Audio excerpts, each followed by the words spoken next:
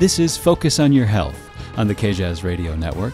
It's brought to you by Kingman Regional Medical Center in historic Kingman, Arizona. I'm T.G. LaFredo, and on this week's program, we're talking about colicky babies and lullabies. They seem like a perfect fit. Later in the show, we'll speak with composer, vocalist, musician Chantal Hartmann. But first, a visit with one of my favorite regular guests, and I'm not just saying that because she's my wife, Dr. Lyanna LaFredo. Dr. LaFredo, welcome back. Hello. We're talking about crying babies this week. And we're talking about crying babies because this is something parents ask you about a lot. Yeah, especially new parents.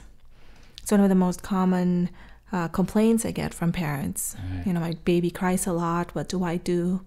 So what is the range of what's normal? I mean, babies cry. That's what they do, right? But then there are some babies, or there are some parents who get concerned because the babies just seem to cry an inordinate amount of the time, right? Yeah. And a lot of times it's a matter of parental perception. Okay. So it could be that a baby that maybe cries, two babies, let's say we have two babies and they cry the same amount of time, a set of parents would think that's normal, and then a set of parents would think it's too much. Okay. So when I have parents complain about their babies, and I just tell them that, you know, babies cry for a reason. A lot of times it's just to express a desire. So maybe they're hungry, or they're uncomfortable, they're wet, they're cold, or it could be that they're in pain. So parents, they can distinguish babies' cries, which would be a hunger cry and which would be a cry because of pain. Okay.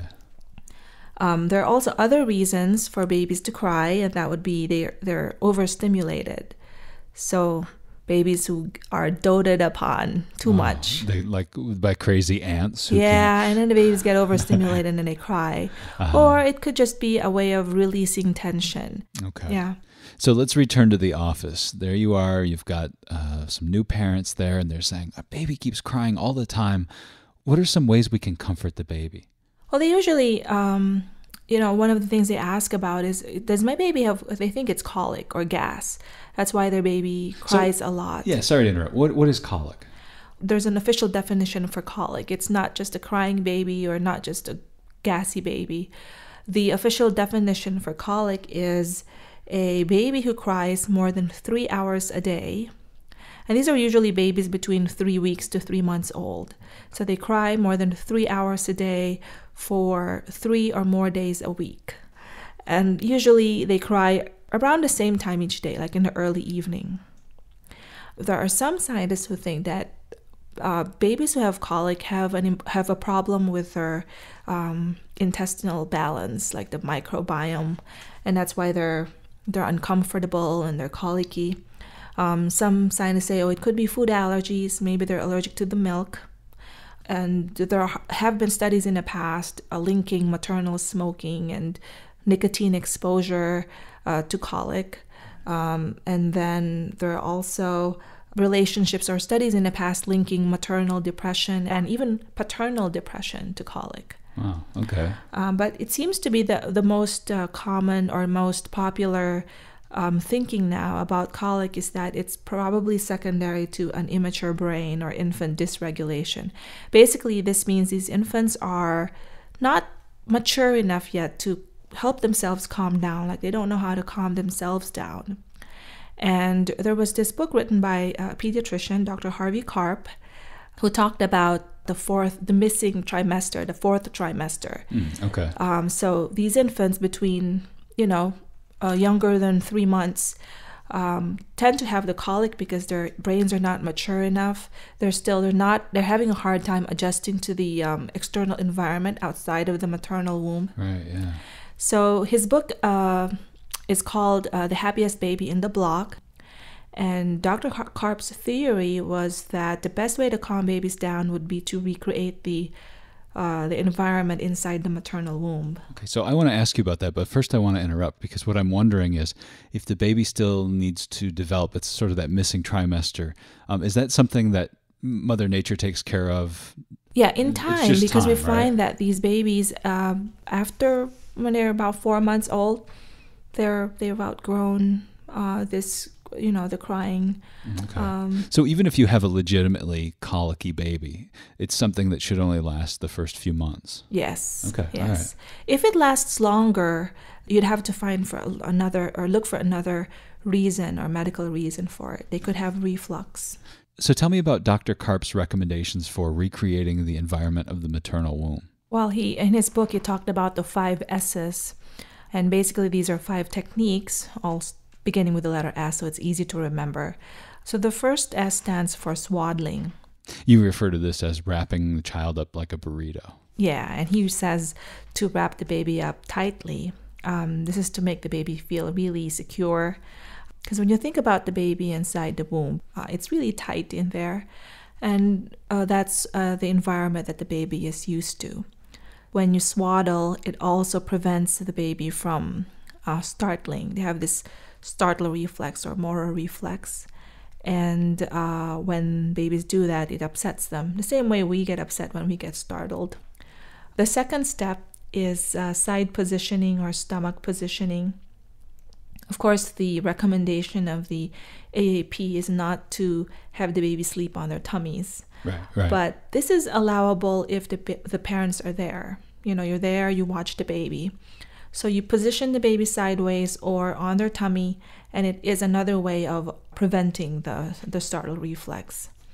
And then the third S stands for shushing.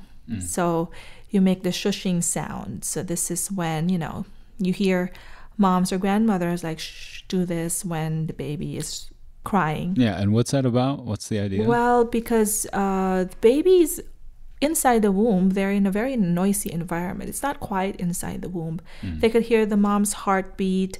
They can hear the mom's blood flow and, other organs there. And so this is what the baby is used to. Shushing is also similar to white noise. And I find this in some parents when they are at their wits' end and they're trying hard to really calm their babies down and they can't. They take their babies out for a car ride and the babies sleep. And it's because they like the sound of the car engine. It's interesting to me because there's often this idea like, oh, the baby's sleeping. Everything has to be perfectly silent, right? But this is not at all what the environment is. Yeah, correct? And babies are weirded out by too much, too much silence. Is that the scientific term for it? Yeah. Okay. So also, some parents report their babies calming down to the sound of the hairdryer or the vacuum cleaner. Yeah. And then the fourth S stands for swinging. So you try to... Is that where you jump, jive, and wail? Yeah, well...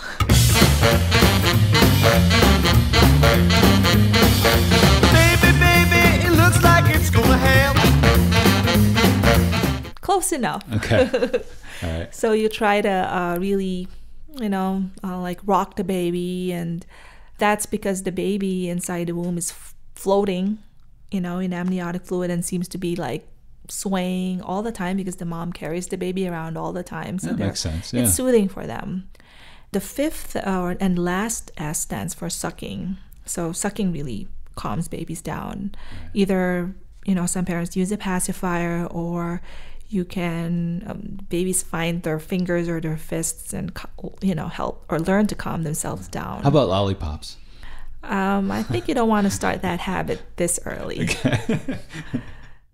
So there's an interesting and relevant study that I wanted to ask you about. You have handy a book here called The Mystery of Risk, and it's by Dr. Ira Chasnoff. Mm-hmm. He talks about how what mothers do during their pregnancy can affect the infant.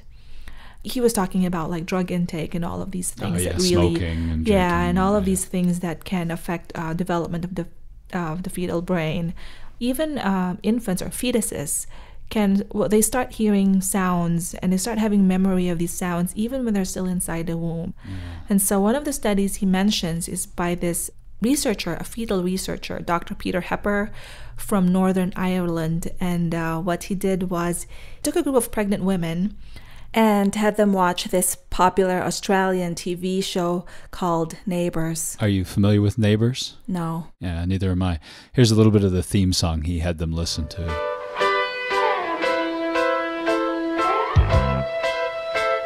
Neighbors, everybody needs good neighbors. Just a friendly wave each morning. Okay, so they were listening to that. Yeah. So they watched it. He had these pregnant women watch this show about 360 times throughout their pregnancy. Okay. And then... That's a lot. Yeah, a lot.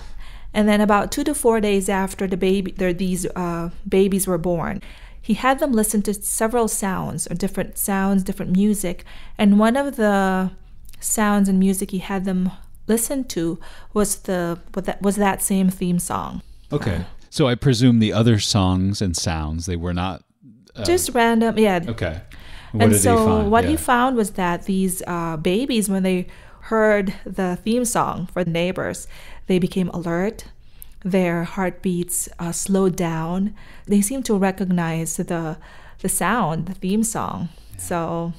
Did Frank Zappa have anything to do with this study? Did they play any Zappa for the kids? I don't think so. That wasn't mentioned in the study. They haven't really. But that would be an yet. interesting research to find out, how babies reacted to Zappa.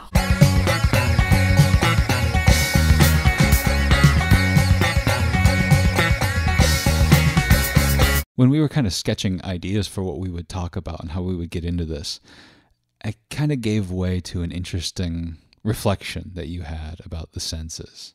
Yeah, we human beings have 5 senses, and it seems as if the sense of hearing is the very first sense to develop, because it's the very first sense that gets activated when because it starts even right? in the womb. Like it's the sense of hearing, like they could hear even like things from the outside world.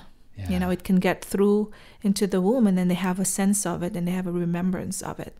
This is what you get from this study. It's so interesting to think that this kid is beginning to interact and the world is calling this kid out by sound. The kid has never seen anything. Yeah. It's wonderful. It's really exciting. One of the other things that, moms do or have done since the beginning of time to try to soothe their babies is to sing to them and sing lullabies to them.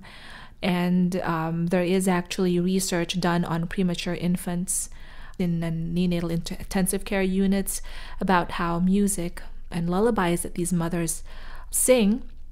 So they had these infants listen to them, these premature infants, and they found that there's an improvement in their vital signs, in their sleep patterns, in their feeding when when they hear lullabies or music that the parents chose.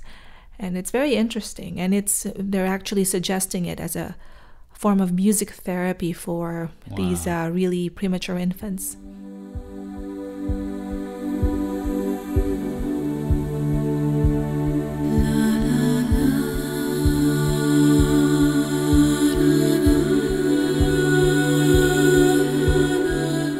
Well, you've given us something to think about, and you've also provided the perfect segue to what's ahead.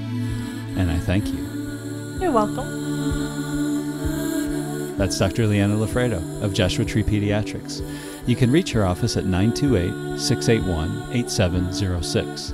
That's 681-8706. When we return, more about lullabies. We'll speak with German composer, singer, songwriter, musician, and all-around uber-talented artist, Chantal Hartmann. Stick around. This is the K-Jazz Radio Network.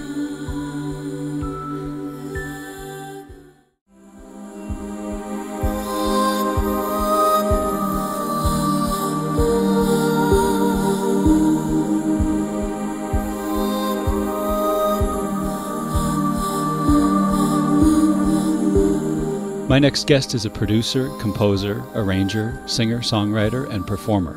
She's been featured on numerous albums, television shows, and commercials throughout Europe. Her most recent project, A Baby's Lullaby, Deep Relaxation for Mother and Child, is a series of new age atmospheric compositions built upon ethereal vocal harmonies and sound textures under the pulse of a subtle heartbeat. And you're listening to it right now. Here's Chantal Hartmann. Hi, Chantal. Welcome. Hi, TG. Thanks for having me in your show. Oh, thanks for joining us. I'm glad you're here. Where in the world are you, by the way? Oh, I live close to Frankfurt here in Germany. Uh-huh. It's a little bit outside of town. It's a nice place between a pulsating city and beautiful nature. And this is where I get my inspiration from. Well, it sounds lovely. And one of the products of that inspiration is A Baby's Lullaby. Can you tell me about that? A Baby's Lullaby is a music series to promote deep relaxation for mother and child. Each CD is a 1-hour non-stop recording of soothing lullabies to a heartbeat pulse of 64 beats per minute. So based on studies that this is the most relaxing speed. A Baby's Lullaby combines atmospheric melodies with angelic sounding voices. The music has calming effects on both the mother and the unborn child. Many babies will recognize music that they heard while in the womb and will be soothed by it later in life. And as the heartbeat is the first sound that a baby hears, I found this would be a good base for the music. And by the way, everything around us is fast and furious, and therefore it is important to take time for yourself and relax. And I would just say, I don't have any kids, but it's a lovely project. I found myself listening to it here in the studio at night and really enjoying it. Wow, that sounds great. I appreciate that very much. Thank you. Yeah. What is the history of this project? It was first released in Germany, right? Right. I started composing in 2006. So after I produced some relaxation music, I found that the songs are in general too short to calm down. Mm-hmm. So I decided to create songs that flow into each other, and the result was this 1-hour lasting composition without a break. I created a fantasy language that doesn't tell a story. It's more important for me how it sounds. But of course, I do have pictures in my mind of each song. But I'd like to encourage listeners to discover their own imagination and emotion. Because for me, the language of emotion can be understood by everybody, all over the world. There's no need to translate, and you can use your own imagination. Where did this come from then? Why did you choose this project? Well, while I was working on this music, I read articles about the influence the music has on pregnant women and unborn babies. That fascinated me so much that I started to focus on this knowledge and bring it into music. So my dentist, for example, she's a 4-time mother. And when she was pregnant with a second kid, I guess, I've had finished my first CD and I gave her the CD to test. And she was absolutely impressed, and her daughter, she still wants to hear the music all the time. And even when they go on vacation, they don't go without A Baby's Lullaby. And yeah, it has also a double effect. When the mother is listening to the music now, she gets reminded of this intense time, and when she was pregnant, and she knows that her child feels the same. So we did a lot of research and read lots of studies. There are so many. So if anyone is interested in more facts, you can find some very good links on our website on babyslullaby.com. And that's a babies, BABYS, lullaby.com, right? Right. Tell me, Chantal, a little bit about your background in music. My father was a conductor and a singer for more than 50 years. So he was leading several choirs, and whenever my father was on tour with one of his choirs, I was with him. So I got in touch with singing and harmonies really early. Then I was professional trained at the Lars City Music Academy, where I learned playing piano and violin besides singing. And also I was playing violin in the orchestra for many years. So that was a great experience. And As I was about 12, I discovered more and more my passion for singing and started to write poems. Wow. So the feeling you get from music and singing influenced me a lot. And especially the feedback I got from the audience when they hear nice melodies and harmonies, or by seeing how someone gets touched. I loved it a lot, and I do it still. I'm thinking now about A Baby's Lullaby, and I wonder, this is kind of a personal question, but do you have any kids of your own? No, I don't have kids. I have 2 cats. 2 cats. But nevertheless, I love children, and I spend a lot of time how this music works for babies. Yeah. My sister is a music therapist, and she has 5 kids. So we had some really successful test subjects. And by the way, in my opinion, we all would love to feel like a newborn baby, to feel safe and secure and to refresh our battery. Well, I was going to say you could use your cats as test subjects, but I think they'll sleep through anything, right? Oh, yeah. Oh, maybe for the next one. Okay, that's a good idea. Chantal, have you ever performed any of this music in front of an audience? No, I haven't. This is not supposed to be performed live, I guess. It's more a studio project. Because I was thinking if you were playing live and the audience fell asleep, would that be like the ultimate compliment for you, or? I think this would definitely be the ultimate compliment. I can't stop laughing. Sorry. I guess, that would be the one show where people aren't calling for an encore or taking video with their phones or something like that. Right? Thank you for the picture you're giving me. It's so funny. Can you imagine? I'm on stage and the audience is lying on the floor. I do my performance, and after the last song, I realized that everybody fell asleep and is snoozing. Yeah. So I'm leaving the stage on my tiptoes, switch off the light, and whispering good night. That would be bizarre. I've been to some shows that were kind of like that, but I think the band did it on accident. I don't think they did it on purpose. Right. Silliness aside, I want to ask you about sort of the big picture here. When you look back on making this record, and you think about some of the feedback you've received and how it's touched people's lives, overall, what would you say? What did you learn from doing this record, and how has that changed you? For me, it was like, let me say, a confirmation that the idea that I had to create a unique relaxation music, especially for mother and child, and that it was getting such a good response, that was just amazing for me. So it hasn't changed me really. I would say it motivated me for more. Which I think leads in well to what is ahead for you. Are there any projects coming up you'd like to mention? Oh, yes. One of my major projects that I'm working on right now is A Baby's Lullaby CD number 4. Oh, wow, yeah. And for sure with CD 5 and 6, we can offer another box set. Wow. And I'm pretty sure you will like that too. Oh, Chantal, that's lovely. I wish you the very best with that project and the projects you have coming up. Oh, thank you so much, TG, for having me in your show and for being interested in my music. So I'm sending you a big, big hug here from Germany. Kisses and auf Wiedersehen. Auf Wiedersehen. Thank you so much, yeah, Chantal. That sounds pretty good. Oh, yes.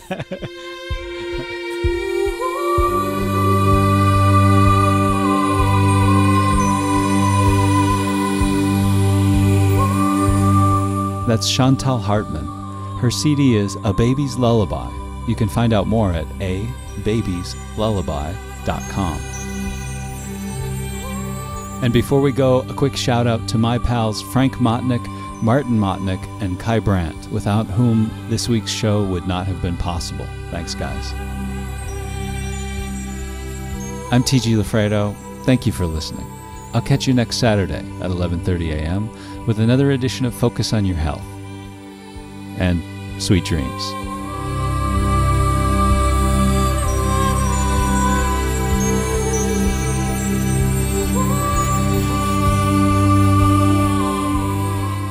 Wow! It's a home run!